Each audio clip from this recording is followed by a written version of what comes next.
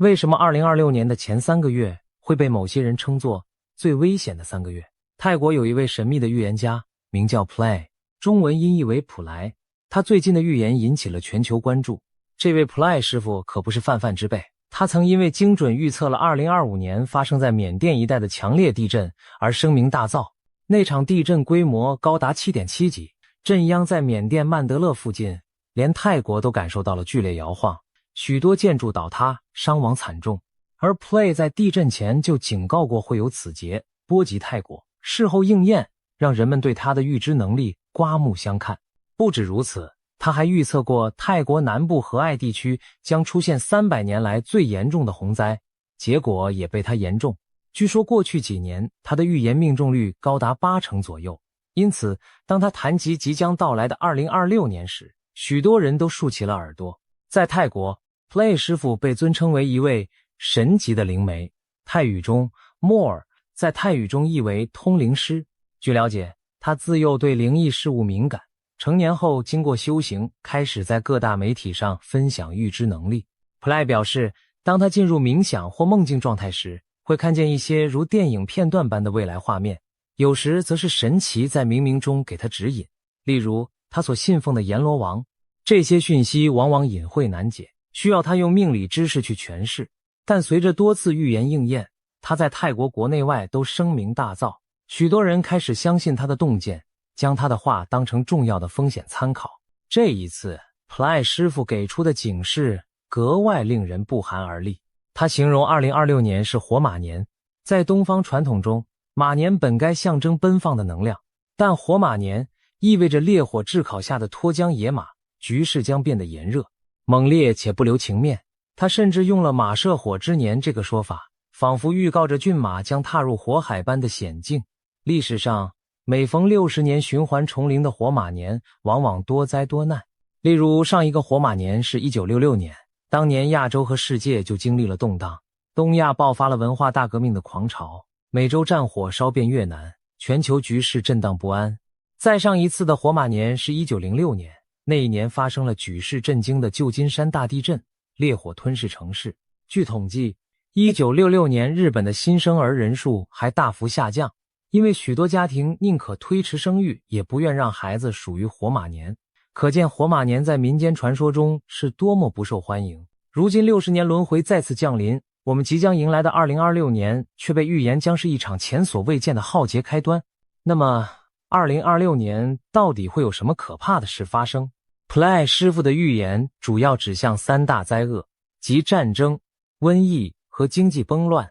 仿佛给世界画出了一幅战火与瘟疫交织、经济失控崩解的末日场景。而且更令人胆颤的是，他暗示这些灾难极可能在年初短短3个月内接连爆发，把人类社会推向存亡边缘。我们接下来就深入拆解这场预言中的危机四伏，看看究竟为什么说2026年前3个月危机重重。首先是战争阴云。 Play 警告说，2026年各大国将纷纷展示军事肌肉，争夺世界主导权，国与国之间剑拔弩张，局势比以往任何时候都紧张。在他的预言里出现了3个神秘字母 HJT， 他提醒泰国民众在上半年千万不要前往以这3个英文字母开头的地区旅行，因为那些地方可能会发生危险。但他没有明说具体地名，只透露这是他看到且只能点到为止的内容。一时间 HJT 成了一道网络谜题，引发疯狂猜测。大多数人认为这极可能指向3个与东亚局势息息相关的地方，就是香港、日本和台湾。这3个地方有一个共同点，都和北京当局的动作密切相关。为什么说 HJT 和北京有关呢？想想看，香港过去几年一直处在北京高压统治的阴影下，政治气氛敏感。日本则与邻国在东海有领土争端，并且是美国在亚洲最重要的盟友之一。台湾更不用说，一直面临着北京武统威胁的压力。如果北京当局在未来采取了某些不太善良的举动，那这3个地方都可能因此卷入险境，变得极不安全。许多解读者甚至直言， Play 其实是看到了战火烧到这3个地方的场景，因此才警告泰国人上半年别去港、日、台。也有少数人提出 H 字母或许不是指香港，而是夏威夷。因为夏威夷虽有美军基地，但距东亚较远，倒是近年火山活动频繁，随时可能喷发。如果预言中的 H 指夏威夷，那要小心的重点就不是战乱，而是火山天灾了。无论如何， HJT 这3地透露出同一个讯息，今年上半年无论人祸还是天灾，都将威胁那些地方的安全。尤其是 T 国，大家几乎都猜测是台湾，毕竟若真的爆发战争，台海会是最可能引燃火线的地点之一。一旦 C 国对 T 国动武，不少人用这个字母来指代某个大国，这将不只是区域冲突，而会立刻成为牵动全球的重大事件。让我们大胆想象一下那种场景，台湾海峡上空出现战机轰鸣，飞弹呼啸划过天际，台北市的防空警报声震天响。凌晨时分，被刺耳警报惊醒的居民惊慌失措，不少人还来不及穿好衣服，就冲向最近的防空地下室。此时天空不断亮起几团火光，那是防空导弹在城市边缘拦截来袭飞弹后的爆炸闪光。巨响一声接一声传来，大地在脚下轻微震动，玻璃窗嗡嗡作响，人们蜷缩在避难处，颤抖着寻找消息，却发现网络信号早已中断，只能听到头顶战机的呼啸与远处救护车的鸣笛。短短几分钟，台北仿佛坠入了战争地狱。如果台海战争在年初爆发，后果将极其严峻。首当其冲的当然是台湾人民，他们将面对生死存亡的考验。战火绝不会止步于台湾，日本冲绳和关岛的美军基地可能遭到攻击，东亚的海空交通大乱，全球供应链瞬间断裂。要知道，台湾生产了全世界超过1半的先进半导体晶片，一旦战火令晶圆厂停摆，从智能型手机到汽车工厂，全世界的生产线都将陷入瘫痪。C 国自身也将因发动战争而受到西方严厉的经济制裁与孤立。欧美日等国很可能立刻冻结 C 国海外资产，切断对华出口。随着关键零组件和高科技设备无法进口， C 国境内许多工厂也将被迫停工，出口贸易骤减，经济下滑，十几亿人的日常生活恐怕瞬间倒退数十年。台湾岛内将遭受巨大破坏，大量平民伤亡，城市建筑化为断垣残壁，几十年辛苦建设的成果毁于一旦。无数难民涌向港口和机场寻求撤离，但暂时交通中断，岛上粮食、药品等物资会极度缺乏，形成严重的人道危机。这并非耸人听闻，近年来台海局势升温早已是事实。在2025年下半年，各界就观察到北京在沿海地区部署了大量导弹，据传在福建对岸瞄准台湾的各型飞弹多达数千枚，可以对台湾发动饱和攻击。此外，解放军频繁进行登陆演习与实弹军演，几度出现军机越过中线、军舰包围岛屿的危险举动，仿佛随时准备将五下变成五统。台湾方面则加紧备战，引进先进武器，强化后备动员。国际上，美国等国接连通过对台军援法案，日本也明确表示，台海有事就是日本有事。整个2025年，台海就像一桶不断升温的火药，而到了2026年的开端，只差临界点上一颗火星。事实上，不少军事专家都认为，2026至2027年是台海危机的高风险窗口期之一。美国印太司令部前司令就曾在2021年警告，解放军可能会在未来6年内，也就是2027年前对台动武。换句话说，现在距离那个潜在期限只有不到2年。北京的野心如果打算付诸行动，很可能就选在这关键的1-2年内。如果台海战争真的爆发，那将是一场几乎没有赢家可言的冲突，即便像泰国这样表面中立的国家也无法置身事外。Ply 指出，泰国届时在大国之间选边站队会面临巨大的外交和经济压力，可能因此引发国内意见的严重对立。政府若倾向某一强权，另一方的贸易、投资或观光收益就可能受挫，泰国民众的生计跟着受影响，而人民中不同立场的派别也可能爆发冲突。也就是说，一场远东的战争，其震波能传遍全世界，包括许多原本以为事不关己的国家。更可怕的是， Ply 的预言暗示战争带来的不只是人祸，还可能引发一些意想不到的灾变。他提到，有些国家在进行军事武器测试时会影响海底地质结构，提醒大家要防备突发的地震、海啸等灾难。试想，如果大型核武或超级炸弹在海域引爆，其冲击波会不会撼动地壳？科学界曾讨论过，人类有没有可能以极端手段诱发地震？虽然主流看法认为自然地震主要源于板块运动，但 Ply 提出的场景并非绝无可能强大的爆炸震动，确实可能干扰地质平衡，或者反过来，也可能是战争期间敌对国家故意引爆某种装置来引发海啸或地震，作为毁灭性武器。在当今这个动荡年代，我们不得不做好最坏的打算。Ply 的话无疑是在警告，人类一旦同时面临战争与灾难交织，将会遭受前所未有的双重打击。战争阴影还不是全部，在 Ply 看来，2026年挥之不去的第二大威胁是一场致命瘟疫。如果说战火是一头凶猛的雄狮，那瘟疫就是一条隐伏的毒蛇，可能在暗中积蓄力量，伺机给陷入乱局的人类致命一击。Ply 明确预言，2026年将爆发一场极为可怕的传染病。他用了耸动的比喻，称这新瘟疫结合了肺结核和黑死病的特征，其杀伤力之大，会让死去的人多如落叶。听到这里，不禁让人背脊发凉。黑死病是中世纪欧洲的大瘟疫，曾经夺走欧洲将近1/3的人口。肺结核则是在工业时代长期肆虐人类的传染病，被称为白色瘟疫。现在 Ply 却说，有一种疾病会同时具备黑死病和肺痨那样致命的特性。这意味着什么？大概就是传染性极强，发病迅猛，既攻击肺部造成严重肺炎，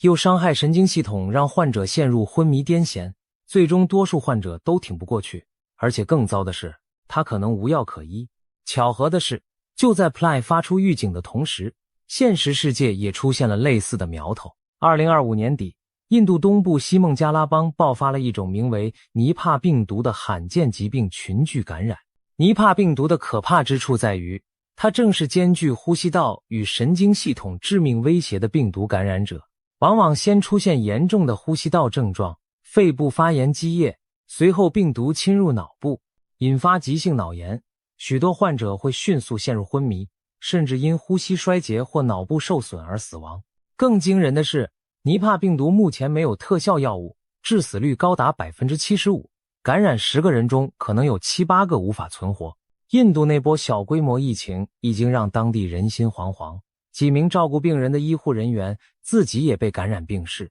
世界卫生组织密切关注，但庆幸的是，截至现在，尼帕病毒的传播仍算局限，尚未大范围扩散。然而 Ply 说，2026年的瘟疫或许比这更离谱。他用肺痨加黑死病这种古老病名，未必指的就是结核杆菌或鼠疫杆菌本身，而是介于一种全新的变异型疾病，可能是人造的混合型病毒。令人细思极恐的是，尼帕病毒正巧也能感染多种动物，甚至包括马匹。而 Ply 强调2026年是马受苦的活马年，这两者之间仿佛存在某种不祥的呼应。更骇人的是， Ply 暗示这种灾难性的疫情并非天然产生。他在预言中提及了实验室推测这致命病毒可能是某种生物实验的产物，要么是古老病菌被人为改造成了新型武器，要么是从实验室意外或故意泄露。换句话说，这场瘟疫也许就是另一场潜伏的战争。Ply 说2026年将有战争发生，但他区分了真实战争与潜伏战争，而那潜伏的战争指的正是生化威胁。他认为人类未来几年都是极为关键且危险的时期，很可能逐步陷入这场由人祸引发的世纪瘟疫浩劫。值得一提的是，许多科学家也早已警告人类，要防范下一次大流行所谓的 X 疾病，可能出自未知病原体或人工改造病毒，一旦爆发将让我们措手不及。我们与野生动物的接触频繁，生物科技的发展也让改造病原体成为可能，天灾与人祸交织，这些都增加了新瘟疫出现并肆虐的几率。历史上，战争和瘟疫常常互为催化，一次全球战争往往伴随疫病的流行。一战末期的西班牙流感，就是因为战时人口大量调动和恶劣的卫生条件，加速了病毒传播，最终造成至少5000万人丧生，远远超过战争本身的死亡数。战乱会破坏医疗体系，造成难民潮，给病菌提供可乘之机。反过来，大疫肆虐也会削弱国家稳定，激化国与国的冲突。因此，战争和瘟疫可能形成可怕的双向增幅效应。如果台海真的燃起战火，又恰逢这种致命瘟疫现身，局面将比单一灾难更糟10倍100倍。回到眼前，我们刚刚经历了2020年的新冠疫情，其破坏力已经让全世界停摆数年，而那相比 Ply 所说的新瘟疫，死亡率只是9牛1毛。如果真有这么高致死率的病源扩散，人类现有的医疗体系很可能无力招架。试想在印度某个偏远村庄，一名原本健壮的农夫突然高烧咳嗽不止，不出2天便七窍流血惨死，他的家人和邻居陆续倒下，有人抽搐狂喊，有人吐血昏迷。村民从未见过如此凶险的疾病，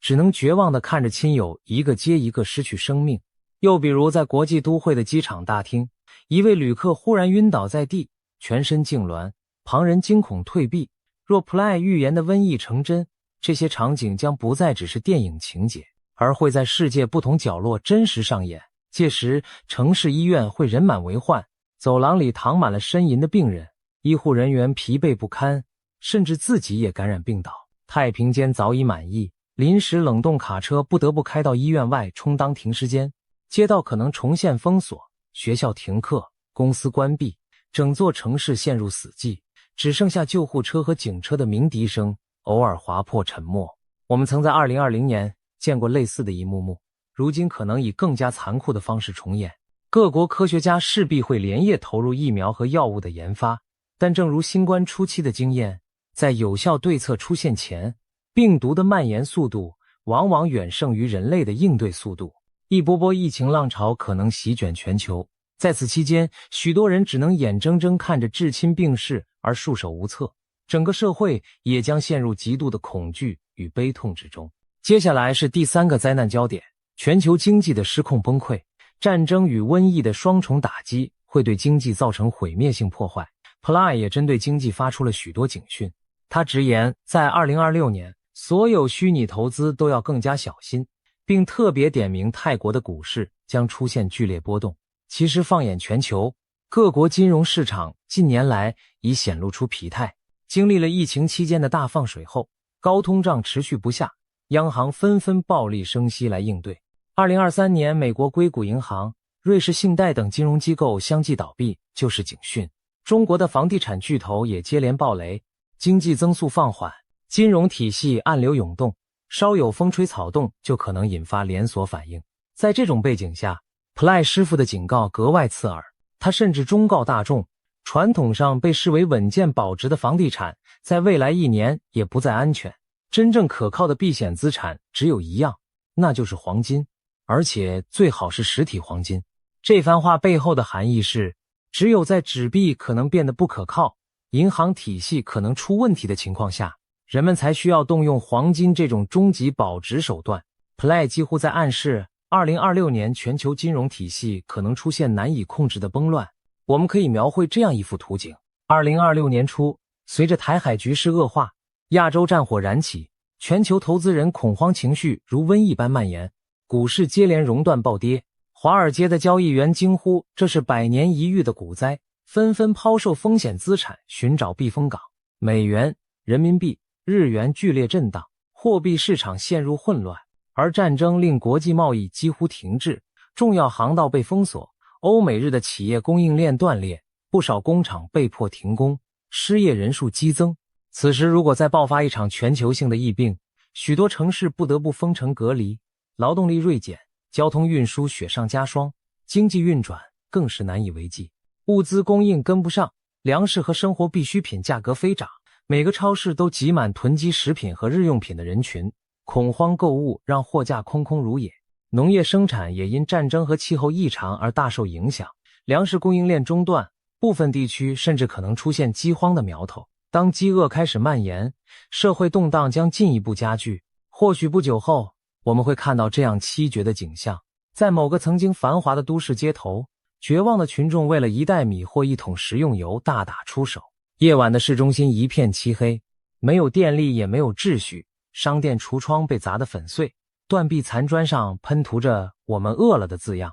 政府不得不实施严格的配给制度，每个家庭每日限量领取些许面包和罐头充饥。在更严重的地区，人们只能挖野菜，捕捉流浪动物来果腹。这听起来宛如人间炼狱，但在历史上并非没有先例。上世纪1929年的经济大萧条和战争年代，许多国家都经历过食物短缺的恐怖。面对全面的社会危机，各国政府很可能宣布进入紧急状态，实施戒严和宵禁，军警荷枪实弹巡逻街头，以控制局势。短时间看，这或许能够强行维持基本秩序，但长远而言，人们将不得不在生存和自由之间做出痛苦抉择。人权与民主在灾难面前也面临严峻考验，而对许多欠发达的脆弱地区而言，这场全球浩劫将是灭顶之灾。非洲、中东等不少国家高度依赖国际粮食供应，战争一旦切断粮源，将有无数儿童和家庭陷入饥荒边缘。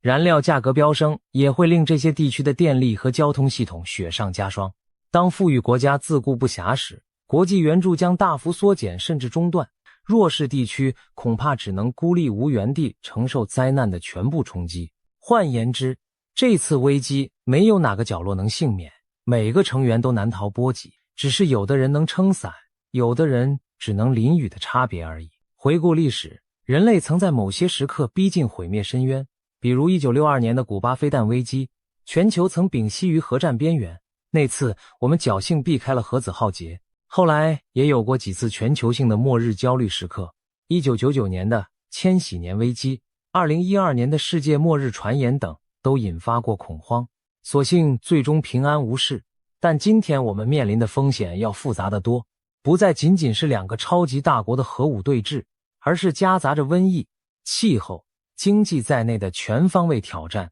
可以说，末日场景已经不再是不切实际的电影桥段，而是新闻报道中正在酝酿的危机。这一连串可能的灾劫，究竟是纯属巧合，亦或人类自身行为引发的必然结果？有人认为，大自然正在向人类清算长久以来的债务，因为我们过度开发环境，相互仇杀，傲慢无度，终于导致天灾人祸一并爆发。正所谓种瓜得瓜，种豆得豆，战争与瘟疫或许正是人类贪婪与侵略性种下的恶果。而从宗教或玄学角度看，也有人相信这是一场无法避免的结束，或者地球在进入新纪元前必经的阵痛。种种说法虽无从证实，但目的都是在为眼前的乱局寻找意义。然而无论原因如何，我们都身处其中，别无选择，只能直面挑战。回到现实，2026年正徐徐拉开序幕，没有人能100%确定未来会怎样。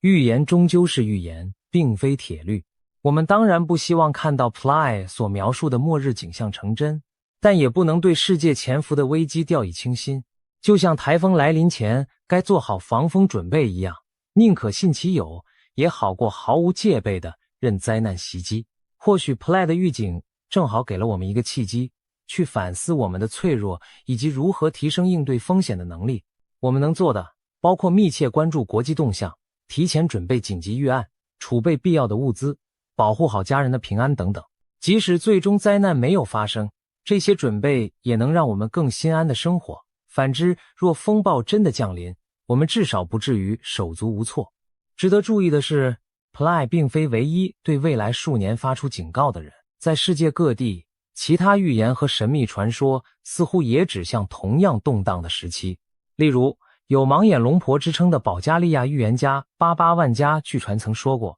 人类的沉沦将自2025年开始，被许多人解读为对近年灾难的警示。16世纪的法国著名预言诗人诺查丹马斯的4行诗，也被一些现代解读者指出，可能暗示2026年前后会有全球性的战争与浩劫。当然，这些解读带有主观成分，但不同文化背景的末世论调不约而同都聚焦在当下这几年，不能不让人心中打鼓。总之，2026年的开端注定不平凡。我们正生活在历史的转折点，在暗流涌动中，一点火花都可能引爆惊天巨变。Ply 自己也说，烈马终能浴火重生，意思是这匹象征当下局势的烈马虽将经受烈火考验，但最终能从火中重获新生。他相信2026年也许会先乱后稳，一开始历经剧烈的动荡，之后有望重回稳定。也许经过战争边缘的对峙，各方付出代价后收手言和，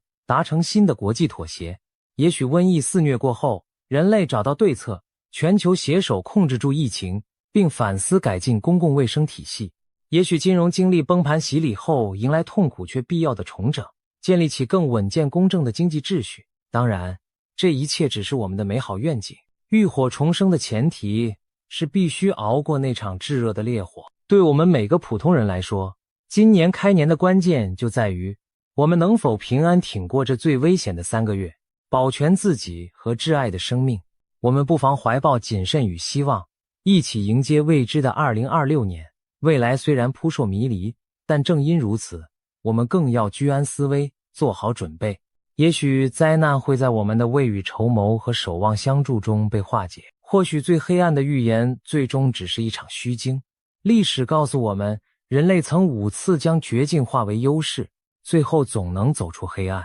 但愿这一次，我们也能化险为夷，即使刀山火海挡路，我们也要努力让自己成为那匹能够浴火重生的烈马。正如一句古老格言所言，希望和平就要做好战斗的准备，祈求最好的同时，也要预做最坏的打算。让我们期待今年的春天依然会如约带来和平与光明。